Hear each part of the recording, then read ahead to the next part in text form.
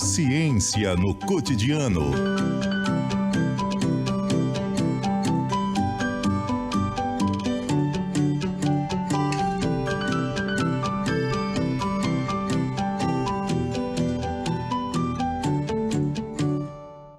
Cláudia Feitosa Santana. Boa tarde, Cláudia.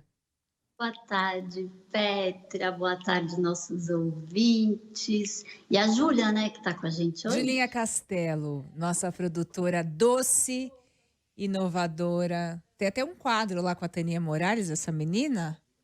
Ela é doce mesmo, ela tem carinha de doce. Ela é danada, ela é danadinha do nosso Dream Team aqui.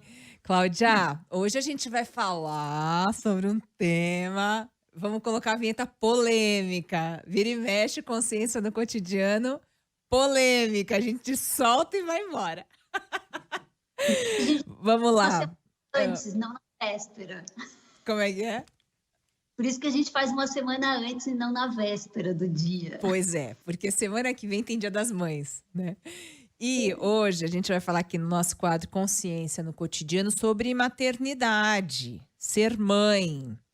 E aí, hein? É natural? É uma decisão? Quero ou não quero? Me fala um pouco mais sobre isso, Cláudia. Inclusive, queria muito também falar que no teu livro, né, Eu Controlo Como Me Sinto, você fala muito de questões que quando a gente lê o livro, a gente consegue entender muito mais o nosso funcionamento à luz da ciência, da neurociência, sai um pouco da emotividade, até dos discursos de panfleto, né? Que eu acho muito importante a gente ser racional nos tempos de hoje, menos passional, mais racional, principalmente nessas discussões. E aí queria falar, então, trazer esse tema polêmico uma semana antes do Dia das Mães a respeito de maternidade. O que a gente pode falar sobre isso, Cláudia? Muita coisa, mas, assim, a maternidade, assim como a paternidade também, espero que daqui a um tempo a gente até destrua, né, essas separações, assim, desses papéis, porque é essa a nossa intenção com o nosso desenvolvimento, mas a gente está falando da maternidade. Ela é natural, ela é instintiva. A partir do momento que nós somos seres sexuados, no sentido de você tem dois seres que se juntam para ter a prole, né, uma cria, ela é instintiva, ou seja, a evolução dos nossos genes, ela faz de tudo para que você instintivamente se apaixone enlouquecidamente, não questione nada e queira ter filhos. E procrie. Tá. Só que, vamos lá, o nosso quadro se chama Consciência no Cotidiano. Este ato, como hoje é muito mais complexo e é muito mais difícil, e criar o filho ou a filha exige muito mais, quanto mais a gente passar este papel do instintivo para o consciente, uma reflexão, um estudo, uma pesquisa de você chegar à conclusão de que sim, eu tô com todo esse instinto, eu quero, e eu estou ficando cada vez mais consciente de todos os problemas que isso acarreta, todas as diversas saídas que a minha vida pode ter, eu quero essa maternidade. E quando você, muito mais consciente de que não é padecer no paraíso coisa nenhuma, é só padecer. E eu vou falar assim, eu só padecer, eu olho para minha mãe, ela fala, que papo é? De que traz felicidade? É só sofrimento, é só preocupação. Nasceu, você não vai ter mais uma noite de sono tranquila na vida. A partir do momento que sai daquela coisa instintiva e de que a gente vê na natureza, a gente tem uma série de coisas lindas que a gente, inclusive, pode aprender com os outros animais, os mamíferos sociais, que são como a gente, e vai para o consciente. Este ato dessa escolha, inclusive, pode ajudar a reduzir a depressão pós-parto, porque Genial. hoje, mais de 2/3 das mulheres têm depressão pós-parto. Nossa, que número alto, Cláudia. É altíssimo. Cláudia, vamos pegar o gancho nessa história. Quero falar aqui, por exemplo, no meu caso, porque eu gosto muito dessa abordagem que você está trazendo para a gente, porque muitas vezes, até por conta das pautas sociais e feminismos, ela toma um caráter muito emocional, passional. Gosto muito dessa linha que você está trazendo de reflexão, consciência. Exemplo, nunca idealizei ter filho, nunca imaginei, nem casamento, essa coisa de véu e grinalda que muitas meninas têm, nunca idealizei nada disso. Mas quando eu estava ali na casa dos 30, 31, minha amiga, era uma vontade, assim, veio um negócio, não sei te explicar, queria ter filho. Tava já com um companheiro e tudo mais, mas veio a ideia, assim, quero viver essa experiência. Tem muito a ver com isso que você falou. Não tinha uma idealização, uma construção meramente. Mas eu sempre senti muito meu corpo, já fiz um trabalho muito intenso em relação ao meu corpo, a coisa do yoga, mesmo a questão da espiritualidade, que a gente teve uma conversa linda sobre espiritualidade aqui em antropologia agora há pouco, com a Andresa Jorge. Isso acontece? Esse desejo, essa intenção, isso é normal? Por exemplo, isso que eu estou te contando? É absolutamente instintivo. Instintivo, claro. É o A evolução- instinto falando. É o instinto falando. Tanto é que, olha só, naquela hora eu falei assim, eu quero viver essa experiência. E não é uma experiência. Não é uma experiência, é a sua vida. É a sua vida para o resto da vida. E o ideal é que seja assim. Concorda? Porque assim, a gente assim, no passado, até muito pouco tempo, as mães enterravam filhos. Os pais enterravam filhos. Eles enterravam 50%, 70% dos filhos que eles tinham, mas eles tinham muito mais. Eles eram criados muito mais ali juntos, todos juntos. Hoje, é como se a gente não pode nem pensar numa coisa dessa, né? É como se a gente tivesse perdido essa experiência dessa coisa comum de perder filho. Dependendo da sociedade que você está, do país que você está, da comunidade que você está. Porque é uma dor imensa. Não é para acontecer, é para acontecer o contrário, que é o filho ficar e a mãe partir. Você tem o processo do luto e sua mãe vai embora. Aliás, falando nisso, você já ouviu falar da história? Antes de voltar no seu rompante instintivo, que hoje em dia acontece nessa casa, né? Dos 28, 32, 35. É nessa época. É nessa época. Antigamente era até antes. Mas uma história linda, que as pessoas já podem até ter visto, da Flor, do Flint e da Fifi, chimpanzés que eram observados e criados juntos com a Jane Goodall. E a Flor era uma chimpanzé que teve muitos filhotes, muitos filhos. E quando ela estava com 50, praticamente 52, ela teve o último filhinho dela, o Flint. E ela já era uma mãe-avó. Ela já estava velhinha, ela já não tinha muita energia e devia estar já com problema no coração. E aí ela falece. E o que acontece? Resumindo, o que acontece é que o Flint morre de depressão algumas semanas depois. Ele para de comer, ele não volta para a vila. A irmã dele, a Fifi, que já tinha filhos, tenta fazer com que ele volte à vida depois do luto de toda a comunidade dos chimpanzés, e ele acaba falecendo. E aí a gente vê aí que na comunidade dos chimpanzés, né, nessa história deles, a mãe ela tem o papel árduo, dificílimo de ter que proteger e preparar. Você protege do mundo ao mesmo tempo que você precisa preparar para o mundo. É um trabalho dificílimo. Então, essa é uma das primeiras, assim, fica claro, vai ficando claro cada vez mais quando você vai criando seus filhos, dessa dor, que é como é que eu faço, né? Como é que eu atinjo esse equilíbrio entre proteger do mundo e preparar para o mundo? E o Flint não teve, na verdade, uma mãe que já era quase uma avó, que só protegia, e que ele não conseguiu sobreviver. Eu só queria contar isso porque tem muita coisa parecida com a gente.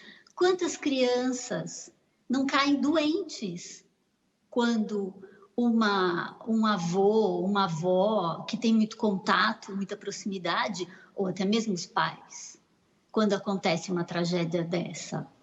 Isso é extremamente difícil, mas eu sei que você quer voltar lá para você e para a nossa polêmica. Vai, te volto a bolinha. E aí, como é que a gente faz com essa história? A bola tá comigo agora. Você quer jogar polêmica pro meu colo, né, amiga? Não. Tá, como é que a gente faz? Do ponto de vista biológico, você acha que tem uma mudança? Porque você fala que nesse período, principalmente 28 até 33, vai ter esse desejo natural, instintivo. Tem gente que tem antes. Tem gente que tem antes, vai querer ser mãe e tal. Eu levei uma prima com antes de 18 anos de idade para fazer exame de sangue. Eu estava apavorada, ela não estava nem aí. Que ela estava grávida. Ela ficou feliz da Ela vida. estava muito feliz. Ou recebeu o exame de sangue dela lá positivo. E você já quis? Aí... Eu nunca quis. Então, mas eu quero... sou fora da curva. Eu sou super maternal.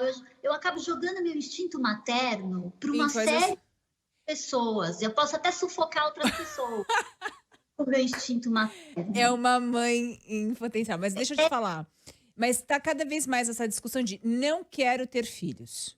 Não quero. Me fala um pouco disso, assim, do ponto de vista da ciência. Porque você pode ter essa escolha. Hoje você consegue ter essa escolha mais consciente sobre essa opção ou não.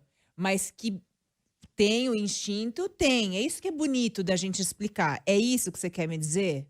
Exato. Por quê? Tem o instinto, e quando o instinto e a consciência estão andando juntos, e eu sei de todo o sofrimento dessa maternidade, assim, eu acho que eu realmente não sou uma pessoa para ser levada em consideração como parâmetro, não sou mesmo, porque raras as minhas amigas, e eu acho que eu não tive uma vida também que eu tive numa situação de falar, nossa, quero mesmo ter filho, vou engravidar.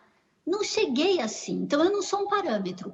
Mas eu tinha uma mãe que eu olhava assim, eu falava assim, gente, eu acho que eu não vou conseguir ser uma mãe como ela. Tão mãe, assim, que era... Então, tem tudo isso, mas voltando aqui pra gente. Quando a gente precisa, porque assim, hoje nós temos tanta informação, e assim, pode ser um processo tão doloroso, e é tão longe do conto de fadas...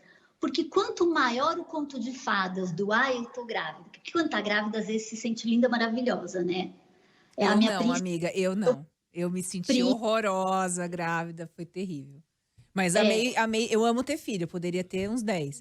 Mas grávida, não gostei não de ficar. Então,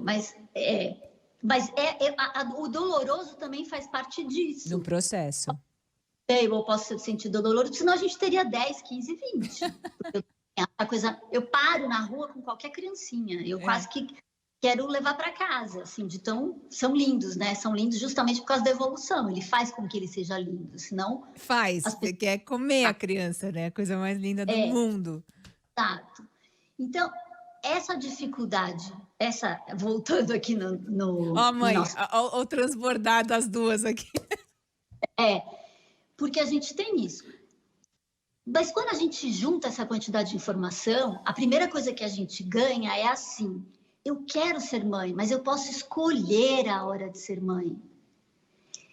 Tá mais próximo disso? Então, você decide, é isso que eu vou querer ótimo, perfeito. Você consegue fazer isso, estar preparado para isso. Estando mais consciente de toda essa dificuldade, da privação de sono, do quanto custa caro. E se o pai dela morrer? Eu vou estar sozinha. E se separar? E cada um for para um canto, como é que vai ser? Quando você começa a levar essas coisas em consideração, e você tá firme, você quer e você vai encarar, é o que a gente já falou, a depressão pós-parto, ela pode ser, no mínimo, muito mais leve, porque é um sofrimento, porque você se sente, às vezes, impotente quando você vê o bebê, que o bebê depende de você. Ou depende do casal, né? As duas mães, os dois pais, ou o pai e a mãe. E isso a gente pode transportar também, não só para essa relação que engravida e pronto, você tem toda... Inclusive, tem alguns estudos que mostram que quando as mulheres sofrem demais para conseguir engravidar e fazem muitos tratamentos... o sintoma de depressão pós-parto são menores, porque sofreu tanto para aquilo que acaba usufruindo mais daquele momento que foi tão custoso para conquistar. Essa é o que ajuda a gente a pensar. E é o nome do nosso quadro, Consciência no Cotidiano. Não é para ser instintivo. Porque quase metade das gestações no mundo, Pétria, foram indesejadas, não foram programadas. Isso leva a uma série de abortos, legais ou ilegais. E aí uma série de consequências muito complicadas. Então, o ideal é que a gente traga, antes de qualquer coisa, para a nossa consciência. Concordo Como, com por você. exemplo, essa minha prima, que com 18 anos, e ela era bem mais nova que eu, quis ser mãe e sempre mãe, fortuna. E eu lembro que a minha avó falava que o namorado passou a perna dela, enganou ela, e a gente falava assim, vó, você não está entendendo. Foi ela que passou a perna Ela nele. queria ter filho. Mas é a minoria, né? É um caso que não é a regra, né? E depois tiveram outro, e ela foi mãe super novinha. Mas você tem estrutura. Hoje em dia a gente precisa de muita estrutura. E a gente não tem. O que antigamente os nossos antepassados, as mulheres viviam naquelas comunidades, né? Eram mulheres e mulheres todas juntas cuidando dos filhos, então elas se compartilhavam. Hoje isso na cidade urbana contemporânea é extremamente difícil. Eu não sei se... E aí, sabe o que pode fazer? Dia das Mães tá chegando aí, né?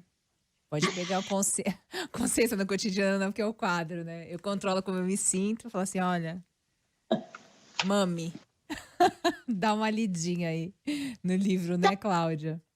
Aí tem desse sofrimento todo, né? Porque olha só, a mãe, ela precisa muito... assim, quanto mais ela convive, mais ela se aproxima do filho. E aí, a mãe também precisa ter consciência que é o seguinte, a voz dela é naturalmente doce para os ouvidos dos filhos. Mas, Petra, vai se preparando. Tudo bem que ser radialista fica mais fácil. Quando vai chegando próximo da adolescência, parece que eles criam uma versão da voz da mãe e procuram as vozes diferentes. Eles têm mais preferência para vozes completamente diferentes. Ou seja... O fato de que você tem que sintonizar com a voz dos seus filhos na adolescência para estar mais próximos. Conseguir aquele ponto de encontro que você vai caminhando junto. É isso aí. É difícil. Controlo como me sinto. Tem que mergulhar. E eu vi aqui o nosso quadro Consciência no Cotidiano com Cláudia Feitosa Santana, minha querida amiga. A gente pode continuar... Isso... Tipo, é Dia das Mães, semana que vem, mas a gente pode continuar desmembrando essa história, porque eu gostei demais, essa discussão é importantíssima. Falar sobre as nossas escolhas. Para não ter culpa. Vamos, adoro esse tema da ocitocina, serotonina, prolactina. Combinar. Ocitocina. Essa aí é boa. Tá bom. Beijo. Até sábado que vem. Consciência, hein? Consciência. Tá bom, um beijo.